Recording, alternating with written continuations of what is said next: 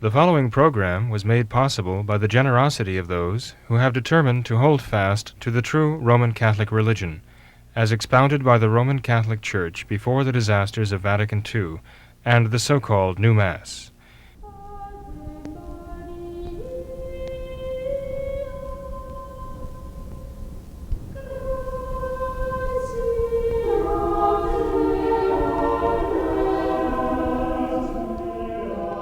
Hello and welcome to What Catholics Believe. I'm your host, Thomas Nagley, and with me tonight is Father William Jenkins from the Society of St. Pius V and pastor of Immaculate Conception Church in Norwood, Ohio. Hello, Father. Hello, Tom. How are you? Pretty good, thank you. Thank you for being here tonight. Well, thank you. Tonight we will continue our discussion of viewer questions and topic and comments that we received via the email address and also the Facebook group. And Father, I'd like to start tonight with a question from a viewer who would like to know the difference between the Society of St. Pius V and any similarities that they might share with the so-called Society of St. Pius X resistance group. There seems to be some similarities that this so-called resistance group within the Society of St. Pius X fights the Society of St. Pius X's tendency towards this reconciliation with Rome and that entire issue there. So is there some sort of similarity between this resistance and the Society of St. Pius X? And if so, could you elaborate on that? And what are the differences precisely between the two? Well, the only similarity that I know of is that we also would not approve of the tendency to reunite with Rome under the circumstances. Archbishop Lefebvre himself distinguished between Catholic Rome and Modernist Rome. And he talked about the fact that at that time the Society of St. Pius X itself was always in union with Catholic Rome, Right. but was not in union with Modernist Rome. And the problem with the Society of St. Pius X right now is under its current leadership, they are trying steadily, have been for years, to formally reunite with Modernist Rome and get the Modernists to recognize them as part of their church, you know. They don't, even to this day, as far as I know, the Pius X, Society of St. Pius X, doesn't necessarily accept the modernist religion, although they tend to have softened their position quite a bit on the changes, as far as I could see. Not that they necessarily adopt them, but they seem willing to accommodate them and to coexist with them.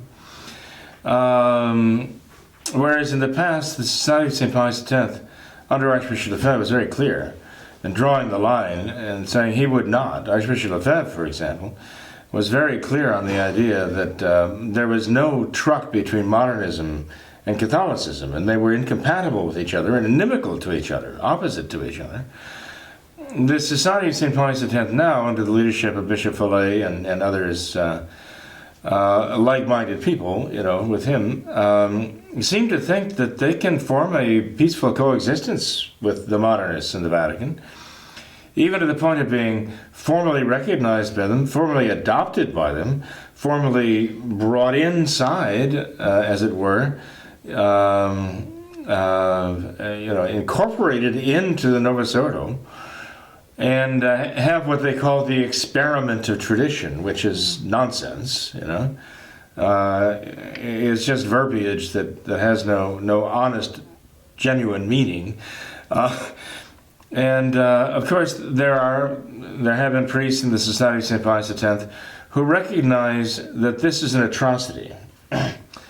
They seem to still hold at least this much of the original sense of Archbishop Lefebvre and the Society of St. Pius X, that the Novus Ordo Mass and its new sacraments and all are the practice, they are the religion of modernism. Okay, they are the expression of modernism. And to that extent that we cannot abide by them and coexist with them in the same church because they're a different religion. And you can't have, as far as a Catholic goes, it is impossible to have two different religions in the same church. That's what ecumenism is. Ecumenism says we can have one church and all these different religions under this big umbrella. Those who have any shred of Catholic faith left realize that if the Catholic faith and the Catholic religion have been given to us by our Lord Jesus Christ, He did not establish multiple religions any more than He established multiple churches. And there is one true church and one true faith. And you cannot have a religion, you cannot have a church with multiple different contradictory faiths contained within it, right, and say that that is the church that was established by Christ. It would be blasphemous to suggest such a thing. And so the resistance priests of the Society of St. Pius X, I've heard there have been 100 of them or more, have either been shown the door if they were openly opposing this and preaching against it, reunion with Modernist Rome, or that they've left on their own, okay? A total of, I've been told, 100 or more over the years. And so we would agree with them that the attempt for the Pius X group to formally reunite, to unite with Modernist Rome is impossible, honestly, as traditional Catholics, to blend traditional Catholicism and modernism into the same religion, into the same faith, into the same church. But other than that, we really don't have very much in common. I mean, they already are compromised. I mean, even the resistance priests are compromised. How? Well, they use the changes of John the 23rd. They will use some of the changes, but not all of the changes, and they have a kind of a hybrid liturgy, which most people probably wouldn't even recognize. But those who really know the liturgy better, they would recognize that there's an inconsistency in the liturgical practices that they follow, and that they're not entirely traditional. And the resistant priests, I understand, formally recognized Francis as the Pope, their Pope, the Holy Father of the real Catholic Pope. Whereas we agree that he is the Pope of the Novus Ordo, right. Okay, he is the Supreme Pontiff of the New Order religion, and but they have his picture in the church. But here he is, Francis is in the Vatican, calling them neo-Gnostics, neo-Pelagians. He's likening them to heretics. He says they're doing the work of the devil. And Francis can say all of that. At the same time, he's negotiating with Bishop Vallée to incorporate them back into his church, yes, because of ecumenism. Because of ecumenism, the whole premise is you can have multiple religions in the same church, and it sounds as though Bishop Vallée is determined to prove Francis right, that you can have multiple religions in the church. And Bishop Vallée is actually following the modernist game plan, right, in seeking to be in one church with Francis and the modernists, and as though that'll be the first formal acquisition of a separate religion, what they call the extraordinary form of religion, into the modernist church. At least the resistance priests understand that this is a chimera, whatever they want to call it, of mixing two very different things, which are by nature two different things, and trying to blend them into one thing. Right. It can't be done honestly. Right. Certainly. So Father, what would happen if this reconciliation between Society of St. Pius X and Rome actually occurs? Would that benefit the Society of St. Pius V in any way? And in any way, and what I mean by that is, would there be any attempt at a union between these resistance priests from the Society of St. Pius X and Society of St. Pius V? Would there be any talks, any attempts to... I wouldn't think so. No. Okay. Because I think they still have this peculiar idea that that sedevacantism is necessarily abhorrent, Okay. because they insist that Francis is the Pope, must be the Pope, and even though they will not obey anything he says. This is not our understanding. This is not the Catholic understanding of the papacy. So would they simply split then and divide traditionalists even further? I believe so. I believe so. And I believe the Society of St. Pius X would slowly be, shall we say, digested by the Novus Ordo.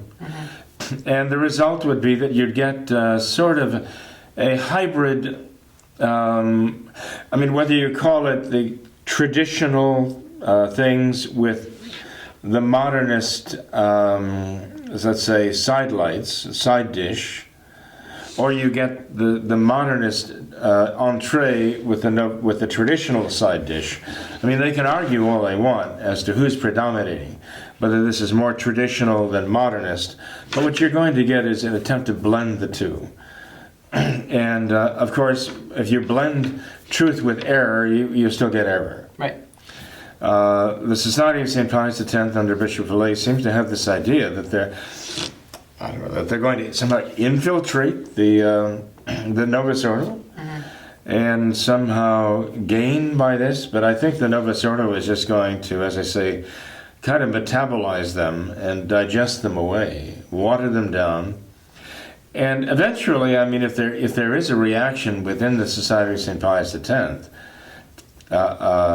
once they're formally recognized, and I hear they're just a hair's breadth away from basically just signing the deal. Is what the story is. That once that happens, there may well be some of the clergy in the Society of St. Pius X who see what's happening, more and more compromising in order to be in the good graces of the modernists in the Vatican. And they might indeed have a reaction too late to say, wait a minute, there's something wrong here, we can't do this. And at that point, I think that it'll be too late for them. There's a story called The Bridge Over the River Kwai. Have you heard of it? I have not. Well, it's actually Alec Guinness starred in the movie. Okay. And, he was a convert to the Catholic faith, and he actually had a very traditional Catholic heart about him once he converted. But regardless, as I recall, the movie had to do with prisoners of war, British prisoners of war. They were being held in Burma or someplace like that during World War II. And the Japanese who were running the prisoner of war camp were going to force the prisoners of war to work, to build a bridge over a river for a train to deliver munitions, Japanese war supplies to the front that would be used to attack the British and American soldiers in World War II. And the major, who was basically the ranking officer of the prisoners of war, was absolutely resisting that his men would not be forced into labor like this. And but this whole thing got turned around when suddenly his pride got involved. He saw that the Japanese did not have any engineering skills to know how to build a bridge, and it was a disaster when they were trying. And so the British major thought, we'll show them good old British know-how. And so he's the one who ordered his soldiers to work to build the bridge, because he was going to show the Japanese how it really is done. Okay? In fact, the bridge was built, it was beautiful, it was solid, good old British engineering had triumphed, and actually a group of Americans, oddly enough, had been sent to mine the bridge. They were going to blow it up. And as they were inaugurating the bridge, I mean, the British military officer with the Japanese captors, you could hear the whistle of the train, the first train approaching, right? There was going to be this big celebration that they built this wonderful British bridge there in the heart of Burma or someplace like that. And the major saw the cable to where the explosive charge had been set. Okay. He saw it under the bridge, and he actually went off and he took the Japanese overlord with him, and they were following the cable, and they followed it all the way down to where the Americans were hiding behind the rocks there, and of course they got shot. And they were killed, right? And the major was desperately trying to stop from destroying the bridge. Well, it suddenly dawned on him that this train was approaching that was going to carry all of these supplies for the enemy to kill his own people, his own soldiers, and the American soldiers, fighting the war there in the Pacific. And you could see Alec Guinness played this part very well. Like, he was horrified. What have I done? What have I done? And finally, he was the one, as I recall, who fell on the thing and blew the bridge up. But he had lost track of what it was all about. Right. And while he was fighting his own personal little battle of showing the Japanese, how the Brits do things, and they know how to do things, and he was actually betraying his nation, betraying the war effort, betraying the free world, whatever. And of course he died in destroying the bridge that he had created there. Right. And I can't help but think of that when I think about what the Society of St. Pius X is doing here, and trying to get some kind of formal recognition from the modernists. This is not what Archbishop Lefebvre, this was not what he was for. He wasn't just for saying, well, let's see if we can somehow win the favor of the modernists and get them to recognize us. I mean, if that's all he was about in the first place, he never would have been in that position in the first place. Right. And when the time came back in the 80s that Monsignor Lefebvre was working on this protocol with the Vatican, and trying to find an arrangement where the Society of St. Pius X would be authorized to work. All Archbishop Lefebvre was trying to do was to use the opportunities whenever he had as a diplomat to find a way to lead people to the traditional faith. But he certainly wasn't going to compromise, and that's why ultimately he repudiated the agreement. But Bishop Fillet is no Archbishop Lefebvre. In fact, nobody I know is an Archbishop Lefebvre, an altogether extraordinary individual, truly a great man, I believe, in the true sense of the word, the strict sense of the word. And but Bishop Fillet seems to be being led down the primrose path here. So I don't know. I fear that he's leading the Society of St. Pius X to its doom. Right. Father, correct me if I'm wrong, but isn't that one of the central tenets of modernism, that all religions are equal? All religions have truth. Right. All religions. Because they're all based upon religious experiences. So they all contain an element of truth. They all contain truth, and so they all come from God. Okay. So from the divine. It seems though that members of Society of St. Pius X or other traditionalists will get all excited and all worked up if the Holy Father, or if Francis, or any modernist clergy will in some way maybe commend the traditionalist effort, or make some kind of remark in support of traditional Catholicism.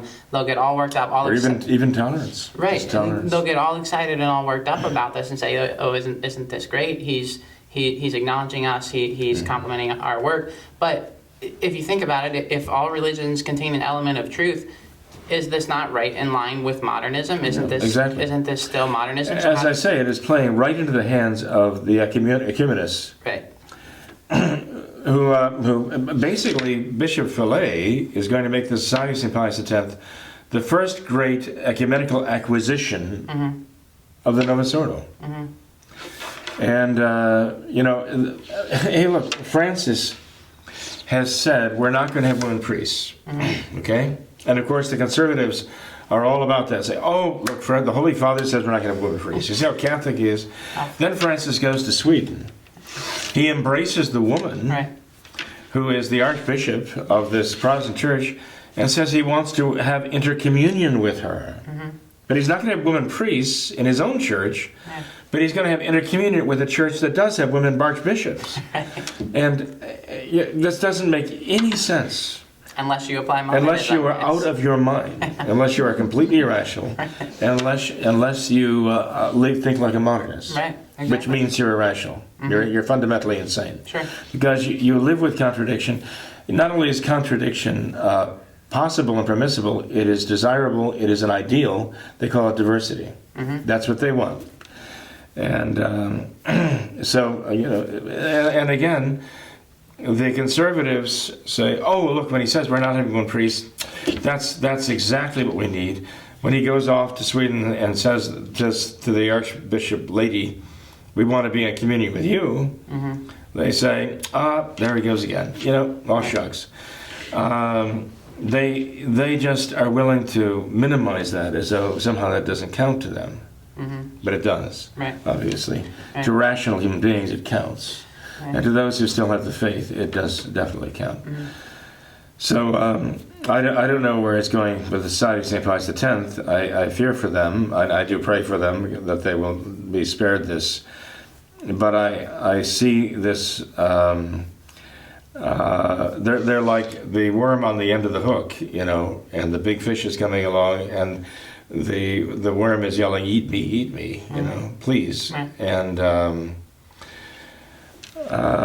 that's how I see what Bishop Fillet is doing to the Society of St. Pius X. Right. Father, if we could, I'd like to have you quickly address one argument that I recently encountered, where a particular viewer mentioned this idea of, if you look at the Society of St. Pius X, they seem to be flourishing. Their numbers are constantly growing. They're expanding constantly. Their vocations are exploding. They're constantly ordaining new priests and all of this. And if you compare that with the Society of St. Pius V, it seems that vocations are kind of at a standstill, if best. Well, no, that's not true. So people could say that, but it's not true. That's the claim, and he says that since that this manifests the untruth, basically the error that the Society of St. Pius X is in, because these strong vocation numbers in the Society of St. Pius X, that is a manifestation of God's blessings upon this society. How would you counter that argument? I would counter it simply by pointing out what another gentleman told me once. Traditional Catholic. He said, Father, you could really fill this church if you would just accept artificial birth control. And I thought, he's right. He's right. We could fill this church, sure. Hey, we could fill the church if we had coffee and donuts in the pews for people, right? Right. There are a lot of ways we could fill the church, right? Okay. And if we're going to fill the church that way, the Society of St. Pius X is bringing in people who have some or very little concept of tradition necessarily, and when people leave the Society of St. Pius X, they often go back to the Novus Ordo. Most often they go back to the Novus Ordo because they never really lost the Novus Ordo mentality.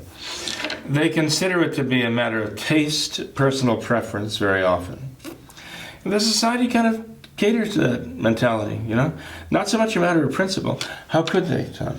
How could they say it's a matter of principle and then say, and it's a matter of principle that we're not accepting the Novus Ordo, Mass and sacraments, but we're looking to be united with those who do.